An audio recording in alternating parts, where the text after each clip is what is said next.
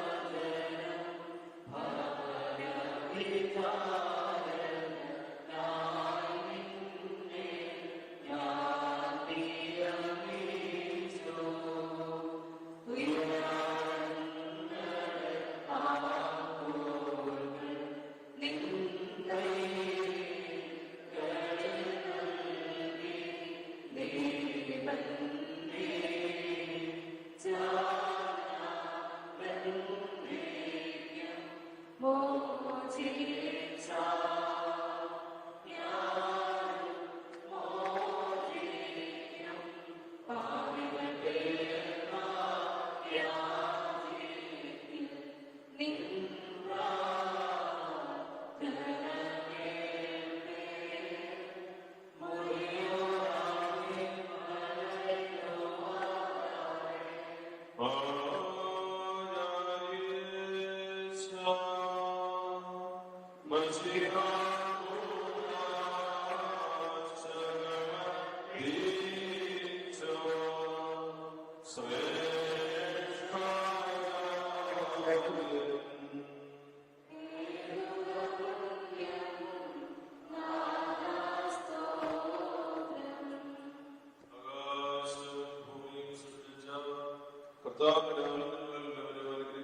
പ്രിയപ്പെട്ടവരാകുന്നു. ഈ ആത്മീയ ശുശ്രൂഷയിൽ സംബന്ധിച്ച നിങ്ങളെ ഓരോരുത്തരെയും ദൈവമായ കർത്താവ് വാഴ്ത്തി അനുഗ്രഹിക്കുമാറാകട്ടെ. ദൈവമായ കർത്താവ് നിങ്ങളെയും വിശ്വാസികളായ നിങ്ങളുടെ മരിച്ചുപോയവരെയും ആശ്വസിപ്പിച്ച് പുണ്യപ്പെടുത്തുമാറാകട്ടെ. പിതാവും പുത്രനും പരിശുദ്ധാത്മാവുമായ ബലഹീനവും കുറവുകളുള്ളതുമായ ഞങ്ങളുടെ പ്രാർത്ഥനകൾ നിന്റെ ഉയരപ്പെട്ട സിംഹാസനത്തിൽ മുൻപാകെ കേൾക്കപ്പെട്ടവയും അംഗീകരിക്കപ്പെട്ടവയുമാകെ തീർക്കണമേ.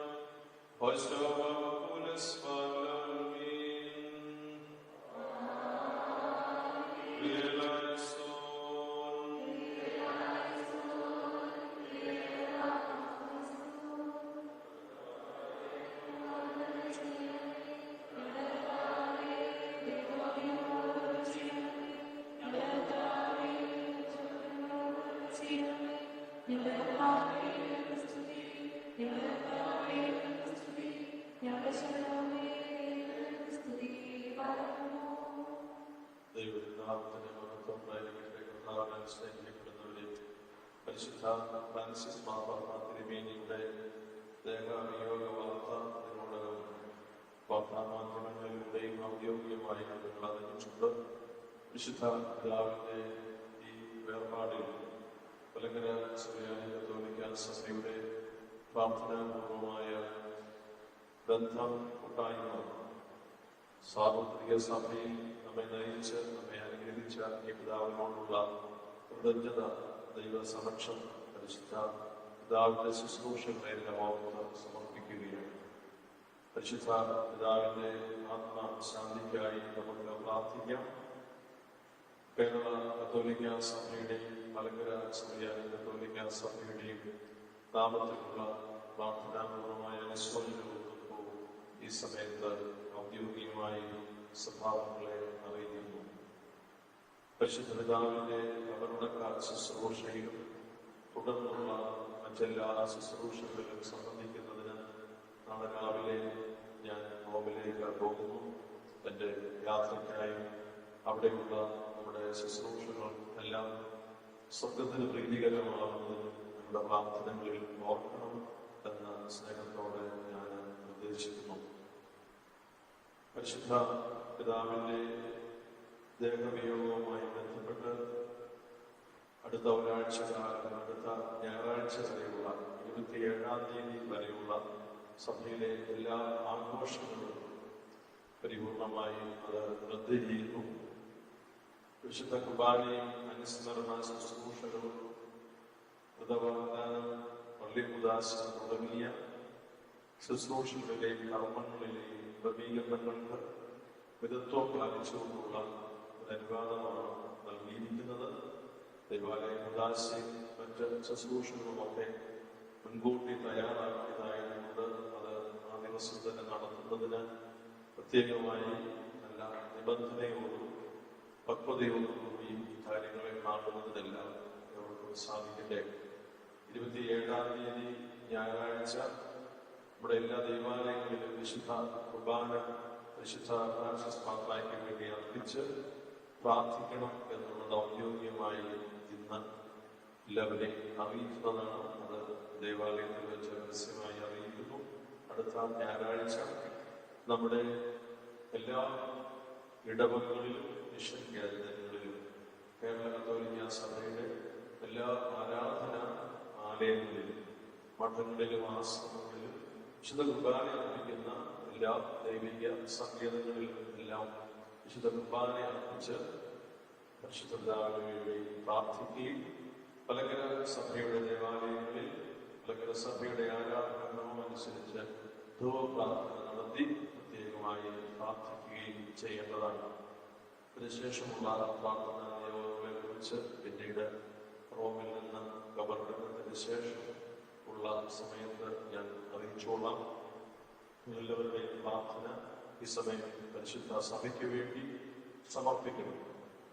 വെല്ലുവിളികൾ നിറഞ്ഞ അതിസങ്കീർണമായ ഒരു കാലഘട്ടത്തിൽ പരിശുദ്ധ സഭയെ പത്രോസിന്റെ സിംഹാസനത്തിൽ ശുശ്രൂഷ ചെയ്ത് ധീരമായി നയിച്ച പരിശുദ്ധ പിതാവിന്റെ അസാന്നിധ്യത്തിൽ സഭയ്ക്ക് ഐക്യവും സഭയുടെ ബന്ധവും സഭയുടെ കൂട്ടായ്മയും എല്ലാം കാത്ത് സൂക്ഷിച്ചുകൊണ്ട് മുൻപോട്ട് പോകുന്നതിന് സാധിക്കുന്ന എല്ലാ ദൈവാനുഗ്രഹങ്ങൾക്കായി പ്രത്യേകമായി സഭാവങ്ങൾ പ്രാർത്ഥിക്കേണ്ടുന്ന സമയമാണ്. കർത്താവിന്റെ വാഗ്ദാനം നാം ഹൃദയത്തിൽ ഓർക്കുമ്പോൾ